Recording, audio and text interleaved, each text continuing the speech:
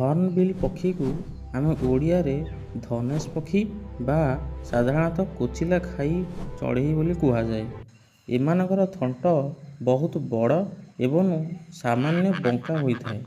ଅଧିକାଂଶ ପ୍ରଜାତିଙ୍କ ଥଣ୍ଟ ଉପରେ ଏକ ଶୃଙ୍ଗ ପରି ଅଂଶ ଥାଏ, ଯାହାକୁ କାସ୍କ ବୋଲି କୁହାଯାଏ। ପ୍ରଜାତି ଭେଦରେ ଏମାନଙ୍କର ଆକାର ଭିନ୍ନ ଭିନ୍ନ ହୋଇଥାଏ। ଭାରତରେ ମିଳୁଥିବା ଗ୍ରେଟ୍ ଇଣ୍ଡିଆନ୍ ହର୍ଣ୍ଣବିଲ୍ ବହୁତ ବଡ଼ ହୋଇଥାଏ। ହର୍ଣ୍ଣବିଲ୍ ମାନେ ସାଧାରଣତଃ ସିଧାସଳଖ ପାଣି ପିଇବା ଦେଖାଯାଏ ନାହିଁ। ସେମାନେ ଖାଉଥିବା ଫଳର ରସରୁ ହିଁ ଶରୀର ପାଇଁ ଆବଶ୍ୟକ ଜଳୀୟ ଅଂଶ ପାଇଥାନ୍ତି।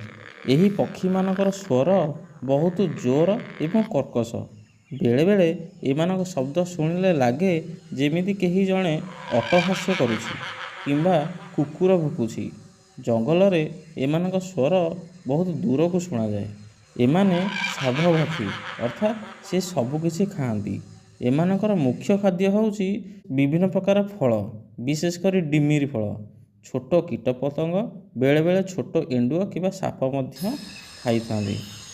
ରାତିରେ ଶୋଇବା ସମୟରେ ହର୍ଣ୍ଣବିଲ୍ ନିଜର ବଡ଼ ଥଣ୍ଟକୁ ନିଜ ପିଠି ଉପରେ ରଖି ଡେଣା ଭିତରେ ଜାକି ଦେଇ ଶୁଅନ୍ତି। ଏହା ଦେଖିବାକୁ ବହୁତ ସୁନ୍ଦର। ବଡ଼ ହର୍ଣ୍ଣବିଲ୍ ଯେତେବେଳେ ଆକାଶରେ ଉଡ଼ନ୍ତି, ସେମାନଙ୍କ ଡେଣାରୁ ଏକ ପ୍ରକାର ହୁସ୍ ହୁସ୍ ଶବ୍ଦ ଶୁଣାଯାଏ। ଏହା ଏତେ ଜୋରରେ ହୁଏ ଯେ ଦୂରରୁ ମଧ୍ୟ ବାରି ହୋଇପଡ଼େ। ଗ୍ରେଟ୍ ହର୍ଣ୍ଣବିଲ୍ ଏହି ପରିବାରର ସବୁଠାରୁ ବଡ଼ ଏବଂ ସୁନ୍ଦର ପକ୍ଷୀ। ଏମାନଙ୍କ ବେକରେ ପ୍ରଥମ ଦୁଇଟି ହାଡ଼ ପରସ୍ପର ସହ ଯୋଡ଼ି ହୋଇଥାଏ, ଯାହାଦ୍ୱାରା ସେମାନେ ନିଜର ଭାରୀ ଥଣ୍ଟକୁ ସହଜରେ ଧରି ରଖିପାରନ୍ତି। ଆପଣ ଜାଣିଲେ ଆଶ୍ଚର୍ଯ୍ୟ ହେବେ ଯେ ହର୍ଣ୍ଣବିଲ୍ର ଥଣ୍ଟ ଉପରେ ଥିବା ସେହି ଶୃଙ୍ଗଟି ବହୁତ ଶକ୍ତ କିନ୍ତୁ ଭିତରୁ ଫମ୍ପା ହୋଇଥାଏ। ସେଥିପାଇଁ ଏହା ବଡ଼ ଦେଖାଗଲେ ମଧ୍ୟ ବହୁତ ହାଲୁକା।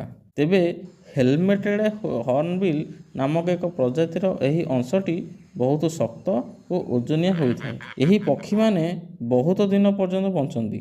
ଜଙ୍ଗଲରେ ଏମାନେ ସାଧାରଣତଃ 20ରୁ 30 ବର୍ଷ ବଞ୍ଚୁଥିବା ବେଳେ ଚିଡ଼ିଆଖାନା ବା ସୁରକ୍ଷିତ ସ୍ଥାନରେ ଏମାନେ 40ରୁ 50 ବର୍ଷ ପର୍ଯ୍ୟନ୍ତ ବଞ୍ଚିପାରନ୍ତି। ସାରା ବିଶ୍ୱରେ ପ୍ରାୟ 55ରୁ 60 ପ୍ରକାରର ହର୍ଣ୍ଣବିଲ୍ ପ୍ରଜାତି ଦେଖାଯାଆନ୍ତି।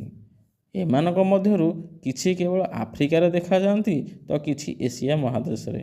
ଓଡ଼ିଶାର ଶିମିଳିପାଳ, କୁଳଡିହା ଏବଂ ଚନ୍ଦକା ଜଙ୍ଗଲରେ ଏମାନେ ବହୁତ ଦେଖାଯାଆନ୍ତି। ଆଉ ଏମାନେ ଥିବା ଜଙ୍ଗଲକୁ ସୁସ୍ଥ ଜଙ୍ଗଲ ବୋଲି ମଧ୍ୟ ଧରାଯାଏ। ହର୍ଣ୍ଣବିଲ୍ମାନଙ୍କର ବଂଶବୃଦ୍ଧି ପ୍ରକ୍ରିୟା ବହୁତ କୌତୂହଳପୂର୍ଣ୍ଣ। ମାଈ ପକ୍ଷୀଟି ଗଛ କୋରଡ଼ ଭିତରେ ପଶିବା ପରେ ଅଣ୍ଡିରା